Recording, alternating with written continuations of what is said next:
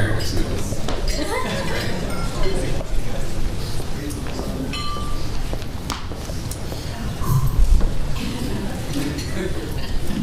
Fornication.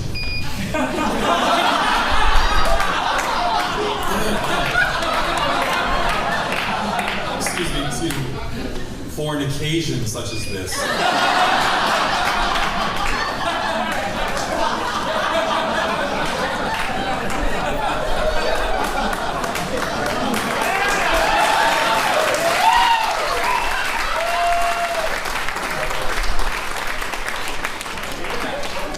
I think we all owe a round of applause to the parents of our bride, Robert and Laura Buck, for this moment.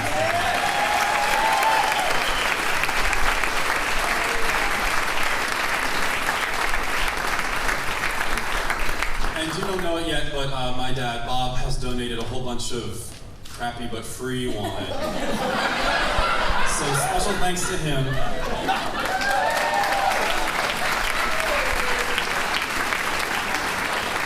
And also special thanks to my mom, Agina, for pretending to like it.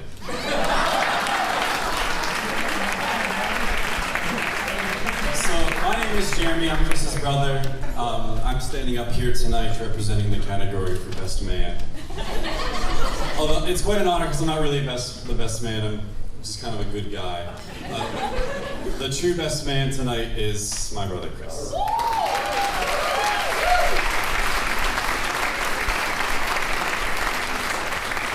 Chris, I hope you wrote that down because I'm never going to say that again. So looking around, I would also like to say how beautiful most of you look. And at the top of the charts, of course, look how beautiful Corinne looks.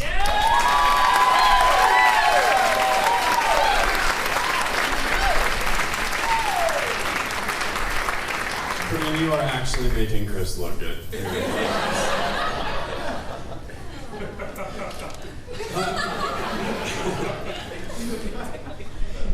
Anyway, so Chris was born on August 26, 1989. And I tried to be creative and link that day to some world event, but it turns out nothing else actually happened. In fact, the Williamsport Hospital staff still refer to that day as Ugly Wednesday.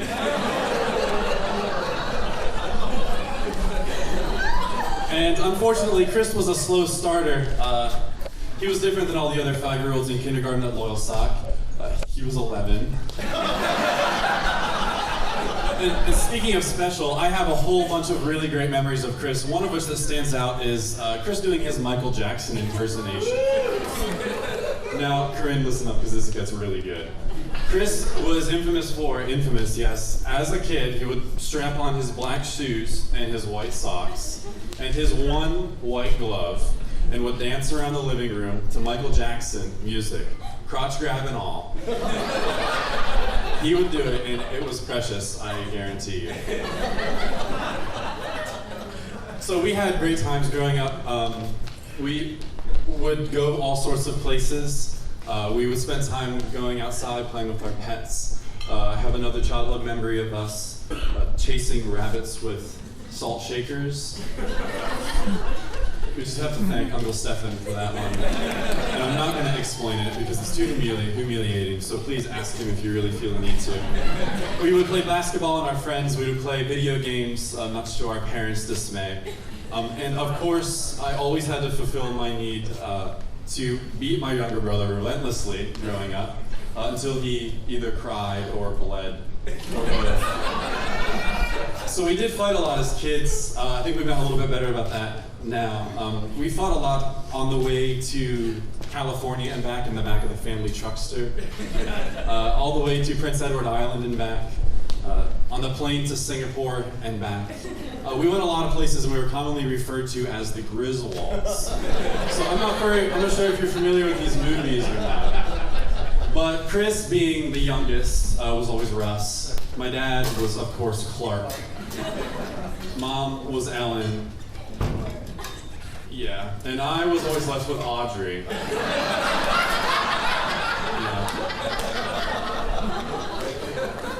So I was never really too upset about that because everyone always knew that Audrey was more intelligent, the brains behind everything, and Russ was always a little bit dull. He was special, if you will. And I also know that Robert and Laura Bupp are really active in their community and their church, and I just want to say that I think it's very admirable that you're accepting someone like Chris into your family. Even if he is special, it really takes someone special, so thank you from me to you. Okay, so on a serious note, I just want to recognize that these two were definitely brought together. They have some sort of special bonds between them, and I think you all know what I'm talking about. And I'm really, really excited to be here on this day. Corinne's presence in Chris's life has made him a better person. I've seen it firsthand. He is just stronger, he's more devout, he's just more confident, and he seems really complete when they're together. And I can see the sparkle in his eye, especially standing up there today as they were being married. And Corinne, know that you have chosen very wisely. You're not going to find a better guy. You know someone more talented, someone more strong, someone more caring than my brother Chris.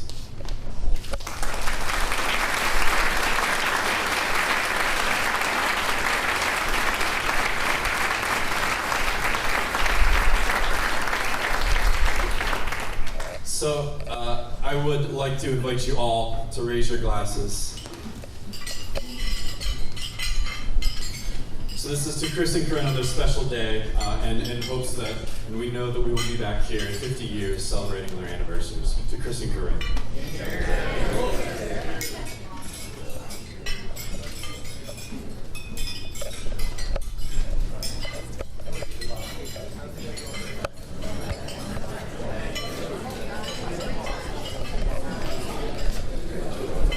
So clearly I should have gone first because that was great.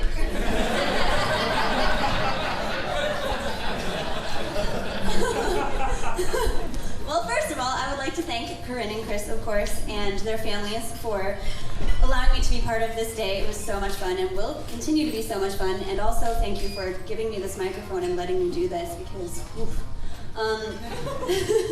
So I have known Chris, I like that. I like it. I have known Corinne since the summer of 2008. We were both performers in an a cappella group. Where's Walt? Walt hired Corinne and I to sing in the Icebreakers a cappella group at Hershey Park. Little did we know that Chris was his godson. Wow.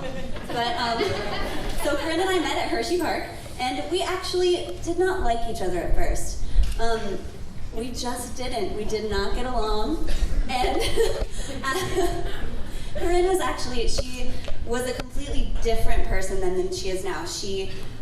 You were just a freshman, had just finished your freshman year of college, and she hadn't really been away from home a whole lot. And as the summer progressed, we got really, really close. And I watched Corinne grow up a lot that summer, and I watched her confidence grow, and I watched her believe in herself, and it was really amazing from my point of view to see Corinne grow up. And 3 months may seem like a really short time to get to know somebody, but in the theater world, as some of you know, it is not that short because you really can form lifelong friends. And after that summer, I knew that's what Corinne was, so we kept in touch throughout the year. I came to Shenandoah to see her in some shows, and we both got a call that we were going to be working at Knoebels Amusement Resort, Fun Food and Fantasy Knoebels Amusement Resort. But we were both going to be doing a High School Musical show together. And so that was the summer of '09, and all I will really say about that was that it's still one of my favorite summers of all time. And so summer of '09, here comes Chris Lydecker. And we were in the middle of rehearsals, and the bridesmaids heard this story the other night. We're in the middle of rehearsals, we're on the way home, I'm probably blabbing about something or another because I like to talk.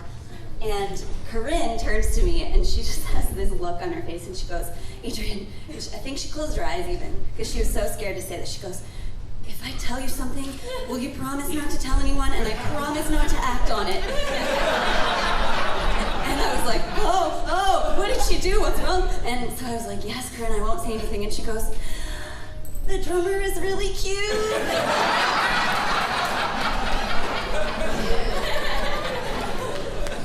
And I don't know who acted on it first, but it was acted upon. And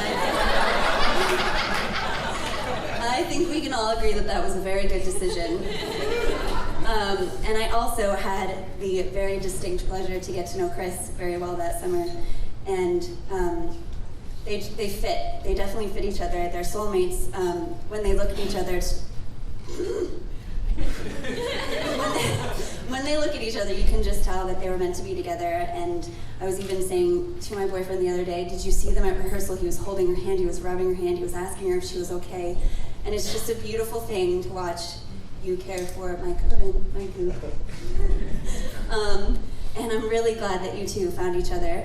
So, glass raise time. I don't have one, I'll pretend. This is to Chris and Corinne. May you have a very blessed life. I know you will find love and happiness. My only piece of advice is don't ever have family game nights. Corinne hates competition. So anyway, I love you both very much. I'm very proud of both of you and what you've accomplished so far in your lives. And I know that I will see you all the time. I love you.